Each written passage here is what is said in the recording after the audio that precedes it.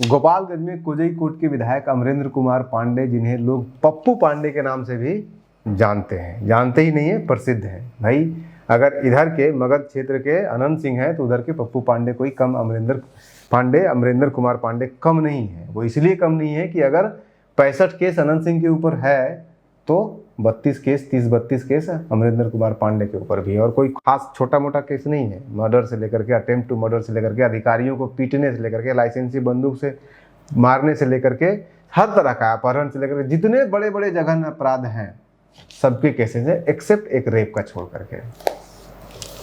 अभी इनका फिर से आया है मामला, लेकिन एक और एस्पेक्ट है। उसका एस्पेक्ट ये है कि जमीन कब्जाने वाला। अगर आप इनका देखिएगा एफिडेविट, तो 2005 में जब ये पहली बार चुनाव लड़ रहे थे तो इनके पास 4 कट्ठा भी जमीन नहीं था, और आज इनके पास पति पत्नी मिलाकर के 8-9 बीघा जमीन इनके पास हो चुका है, जो कि लिखित है, जो है एकदम अपने उन्होंने एफिडेविट में खुद दिया है। और अपना एफिडेविट में बहुत कुछ छुपाया भी है इन्होंने, और वो क्या छुपाया वो भी हम आपको बताएंगे। तो एक एक डिटेल आपको बताएंगे शुरू से लेके अंत तक। शुरुआत करते हैं 2005 से ही। 2005 में ये चुनाव लड़ते हैं फरवरी में, सब पहली बार फरवरी में, चूंकि एफिडेविट फरवरी से ही आना शुरू होता है, 4 के बाद ही फिर किसी का एफिडेविट आना शुरू होता है।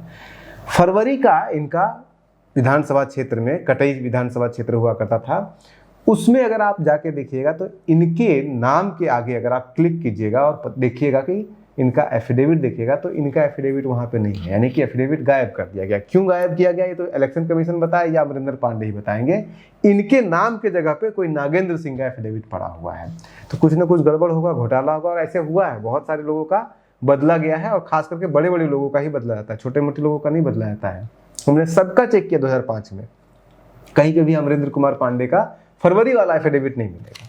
अब आ जाइए अक्टूबर वाला एफिडेविट, यानी कि अक्टूबर 2005 में जब चुनाव हुआ था दोबारा, उसमें देखिएगा तो इनके पास मात्र 4 कट्ठा जमीन होता है। पैसे में इनकी संपत्ति 15 लाख 20 लाख के आसपास इनकी संपत्ति है टोटल, और कहीं कुछ नहीं इनका दिखता है। ना इनके पास कोई कमर्शियल बिल्डिंग है, ना कुछ है। आज के डेट में इनके पास 3 फॉर्च्यूनर, 3 स्कॉर्पियो, 1 टैंकर, और उसके अलावा 3 फॉर्च्यूनर पत्नी के नाम, यानी कि इनके घर में 6 फॉर्च्यूनर, 3 स्कॉर्पियो और 1 टैंकर।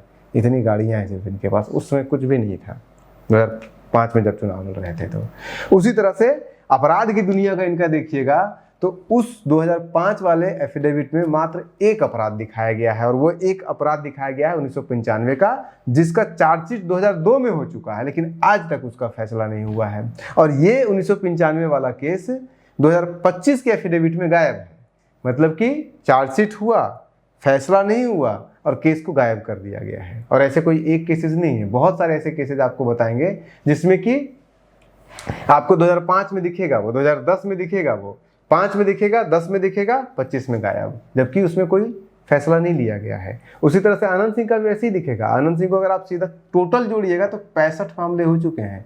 64 मामले में उनको लगभग 65 में से लगभग 59 मामलों में उनको जमानत मिल चुका है। उसी तरह से इनका भी है कि 30 से ऊपर इनके मामले हैं, और कोई छोटे मोटे मामले नहीं हैं। अब अगर एक एक मामला का अगर आप देखिएगा, उदाहरण के लिए 1995 का मामला है, मर्डर किडनैपिंग का मामला है, 2002 में चार्जशीट हुआ था, गोपालगंज थाने का था, और वो आज तक नहीं है। 2005 की 10 में दोनों जगह पे है इसका जिक्र, लेकिन 2025 के एफिडेविट में इसका जिक्र नहीं है। यानी कि चुनाव आयोग के साथ भी इन्होंने अपना आपराधिक जो हिस्ट्री था उसको छुपाया है, ये मामला साफ साफ बनता है। इसके अलावा 2003 का एक केस है जो कि एक्सटॉर्शन, क्रिमिनल कॉन्स्पिरेसी, इंसल्ट का केस है। उसी तरह से एक केस है आपका चुराई गई संपत्ति को छुपाने में मदद करने का, जो कि 1996 का है, और भय दिखाकर उत्पाद मचाने का 1997 का है। गिरफ्तारी में बाधा पहुंचाने का 2002 में है।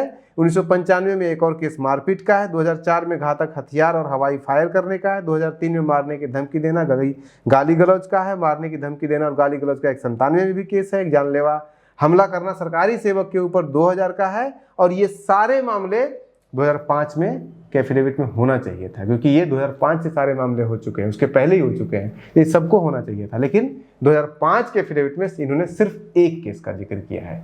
इसका मतलब यह है कि इन्होंने साफ साफ छुपाया है अपने क्रिमिनल हिस्ट्री को चुनाव आयोग से। और 2025 तक ये छुपाने का प्रक्रिया 2010 में फिर बहुत डिटेल में देते हैं, ये लगभग 7-8-9 केसेस का डिटेल देते हैं।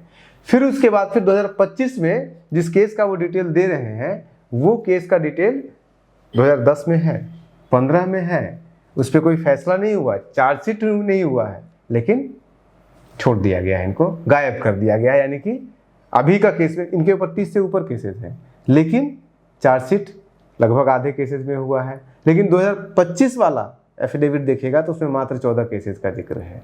ये एक मामला बनता है। अच्छा, एक और भी बड़ा इंटरेस्टिंग इसमें है, केस एक ही है, मामला एक ही है, उसमें अरेस्ट होते हैं या फिर उसमें शामिल होते हैं या फिर अभियुक्त होते हैं 5 में से 4 अरेस्ट हो जाते हैं, ये कभी अरेस्ट नहीं होते हैं। और सिर्फ अरेस्ट तक बात नहीं होता है, बाकी 4 का चार्जशीट भी हो जाता है, बाकी 4 का सब कुछ हो जाता है, लेकिन इनको कोई अरेस्ट तो छोड़ दीजिए, चार्जशीट तक नहीं होता है। उदाहरण के लिए ऐसे उदाहरण है आपका 2020 का एक कैसे 25/5/2020 का केस है, केस संख्या 243 सिर्फ 43 हथुआ थाने का है, जिसमें कि अन्य लोगों के ऊपर चार्जशीट हो गया है लेकिन इनके ऊपर चार्जशीट नहीं हुआ है।